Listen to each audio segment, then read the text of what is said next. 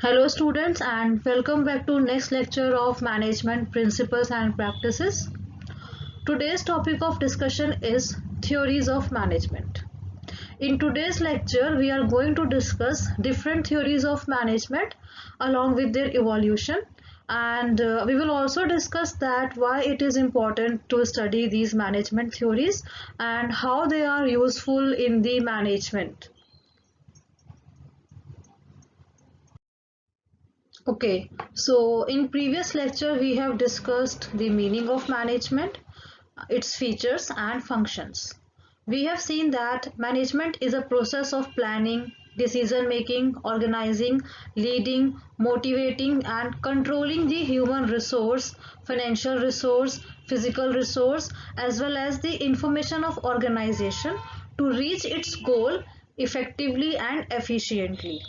After that we have seen different features of management, that is it is universal, dynamic, goal oriented, multidisciplinary and it's a continuous process.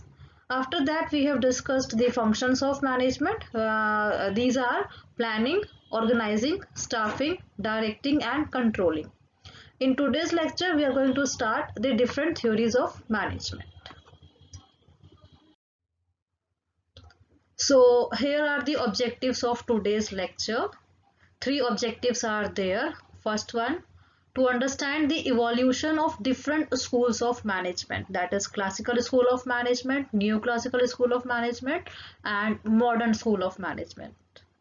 Second is to develop a basic understanding of different theories of management like scientific management, administrative management, bureaucratic management, systems approach of management, contingency approach of management, human relation approach of management and many more. Third objective is to apply these concepts of different management theories in real life situation in managing the day-to-day affairs. I hope by the end of this lecture we will be able to cover all these objectives.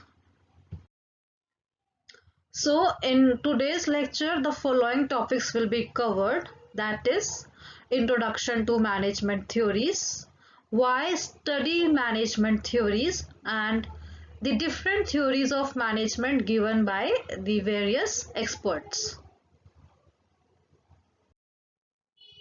Now we will understand the concept of management theories. Management theories are a collection of ideas that recommend some general rules for how to manage an organization or a business. Management theories also address how supervisors implement their strategies to accomplish organizational goals and how they motivate the employees to perform at their highest abilities. Typically, the leaders apply concepts from management theories that suit their employees and the company culture. Although many management theories were created centuries ago, but still they provide many beneficial frameworks for leading teams in the workplace and running businesses today. So, we will see that the classical theory of management, they are still used today in order to manage an organization or a business. All the theories are of management, they are equally important and they are playing their part and they are contributing in telling us that how it is important to manage all the resources in the organization effectively and efficiently. Okay, now we will discuss some of the benefits of application of these management theories in an organization. These benefits are: first, increased productivity. Using these theories, leaders learn how to make the most of their team members, improving performances of the team members and increasing the overall productivity of the organization. Second is simplified decision making. Management theories give leaders strategies that speed up the decision making process, helping those leaders be more effective in their roles. So these management theories helping the leaders as well as the managers in managing the day-to-day affairs in the organization. Third benefit is increased collaboration. With the help of these theories, leaders learn how to encourage their team members and how to encourage them to participate in the overall functioning of the organization, and which will in turn increase the collaboration in the workplace. So this is how these theories are contributing in the organization. Fourth benefit is increased objectivity. Management theories encourage leaders to make scientifically proven changes rather than relying on their personal judgment. So these management theories, they are helping in increasing the objectivity in the organization, and which will help in reducing the personal biasness, because they are using scientifically proven method in order to manage the organization. So these are the benefits of management theories. Now we will discuss the evolution of management theories, and we will see that there are different phases of evolution of these theories. So it is very important to have a basic understanding of the evolution of different theories of management, and we will see that the industrial revolution is at the center of management theory. From the late 1700s through the early 1900s, the Industrial Revolution brought extraordinary change to the workplace and forever transformed the way companies operate. The Industrial Revolution has brought better and faster technology, allowing companies to perform more efficiently than ever before, and gave them the ability to dramatically increase their output. However, increased output meant lower prices, which increased demand, which in turn required more employees. Companies that once had a couple dozen employees were now growing into gigantic corporations.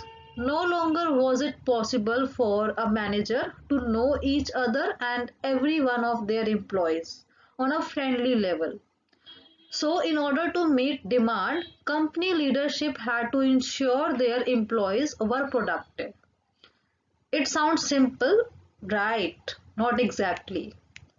While productivity goals can be set easily, managing a team to meet productivity goals was not so simple. For the first time, managers had to find new and innovative ways to motivate a sizable number of employees to perform.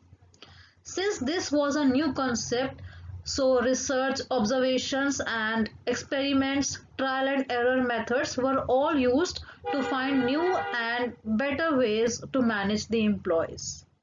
The Industrial Revolution gave birth to a variety of management theories and concepts, many of which are still relevant and essential in today's workplace. In addition, many management theories have developed uh, since the end of the Industrial Revolution as a society continues to evolve. Each management theories play a role in modern management theory and how it is implemented.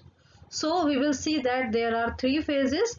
First one is classical management school, and its period is from 1880 to 1930. Under this school of management thought, we have three theories.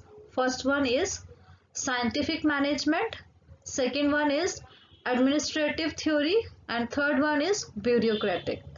Next, we have second phase, which is known as neoclassical management school.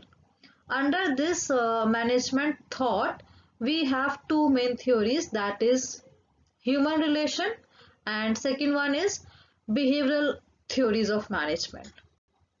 Then comes the last phase, which is known as modern management school, and here we will see that there are four different theories, that is system theory, contingency theory, organizational humanism theory, and last one is management science. We will discuss these theories in brief, one by one. Now we will discuss the classical school of management. The classical theory signifies the beginning of the systematic study of management of organizations. It is often called the traditional theory of management, and it can be traced historically to the 9th century industrial and military organizations. Several writers have contributed to the classical thought in the early years of 20th century. So the contributors of classical school of management are F. W. Taylor, Henry Fayol, Max Weber, and many more. But these three are the important ones. So F. W. Taylor gave scientific management theory, Henry Fayol gave administrative management theory, and Max Weber gave bureaucratic management theory. Now we will have a look at the various features of classical theory of management. So the salient features of this theory are: first, the classical theory theorist emphasized organization structure for coordination of various activities of the organization. Second, the classical theory laid emphasis on division of labor and specialization, structure, scalar, and functional process and span of control. Thus, they concentrated on the anatomy of formal organization. Third, management is considered universal as it could be applied to all kinds of organization in different cultures and countries. Next is the classical theory ignored the impact of external environment or the working of organization. They have ignored this concept. Next is the integration of organization is achieved through the authority and control of the central mechanism. Thus, it is based on centralization of authority. Next one is the efficiency of the organization can be achieved by making each individual efficient. Next one, there is no conflict between the individuals and the organization, which is practically impossible. In case of any conflict, the interest of the organization should prevail according to these theories. Last one is that the people at work could be motivated by the economic rewards as they are supposed to be rational economic persons. So these are some of the features of classical theories.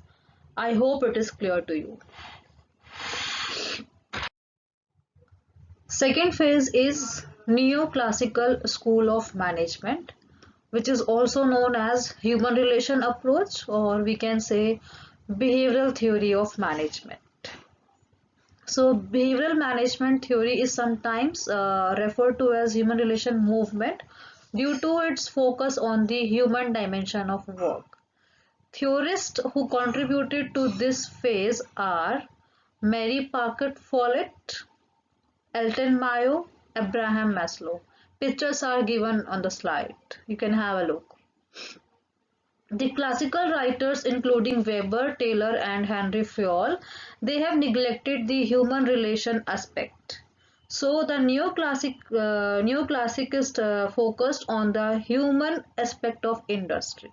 They emphasized on human dimension of work. They modified the classical theory by emphasizing the fact that organization is a social system and human factor is the main, or we can say it is one of the important element within it. We cannot ignore it. They conducted some experiments which are known as Hawthorne experiments, and they investigated informal groups, informal relationships, patterns of communication, patterns of informal leadership, etc. This led to the development of human relation approach, which is very important. Elton Mayo is generally recognized as the father of human relation school. Other prominent contributors to this school include Dixon, Dewey, Lewin, etc. The human relation approach is concerned with the recognition of the importance of human element in the organizations. It is revealed that the importance of social and psychological factors in determining workers' productivity and satisfaction. So the neoclassical or the human relation approach put stress on interpersonal relations and informal groups at the workplace. Human relationists argued that achievement of organizational goals is impossible without the willing cooperation of people who are working there, and such cooperation cannot be automatically secured or ordered. It has to be consciously achieved. The neoclassical approach advocated that people-oriented organizations which will integrate both formal and informal organizations. So, the various features of neoclassical theory of management are: first, the business organization is a social system. The behavior of an individual is dominated by the informal group of which he is a member. We cannot ignore the people at work. An individual employee cannot be motivated by economic factors alone. His social and psychological needs should also be taken care of so that we can motivate our employees to perform at their highest abilities. In an organization, it is ultimately cooperative attitude and not mere the command which is going to give you the result.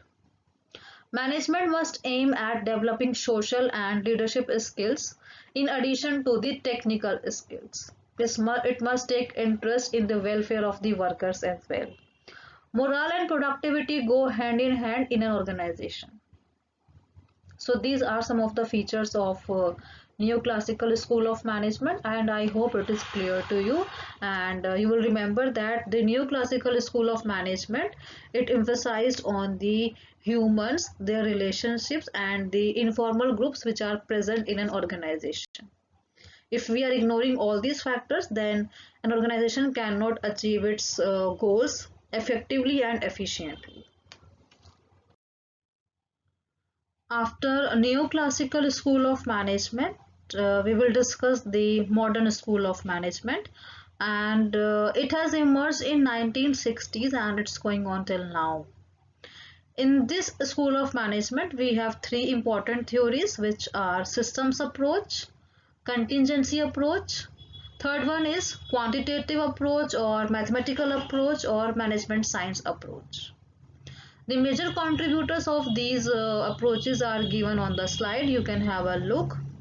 And now we will develop a basic understanding of all these theories of modern school of management with the help of a small video in the next slide. Here is the video, and in this video we have Mr. James, who is looking actually worried, and he has been given a lot of work by his superior. That is why he is frustrated with the amount of work he has to complete, and all of their deadlines are in this week only. Luckily, he remembers the modern management theory.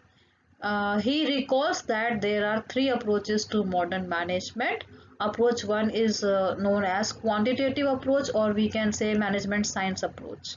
According to this approach, he needs to measure the quantum of work which is to be completed by him. So after this, there is approach 2, which is known as systems approach. Here he is going to break up the long task into the smaller ones so that he can simplify his work and he can easily complete these tasks. Then we have third approach, which is known as contingency approach or situational approach also. Here he will decide some of the management practices which can be applied in the particular situation. In this way, he will be able to meet all the deadlines given by his boss. He is able to complete all the deadlines and he is very happy now because he can enjoy his weekend without working overnight. So we have seen that how modern management theories are applied in the organization to give the fruitful results, and I hope you are now familiar with the overview of the modern management theories.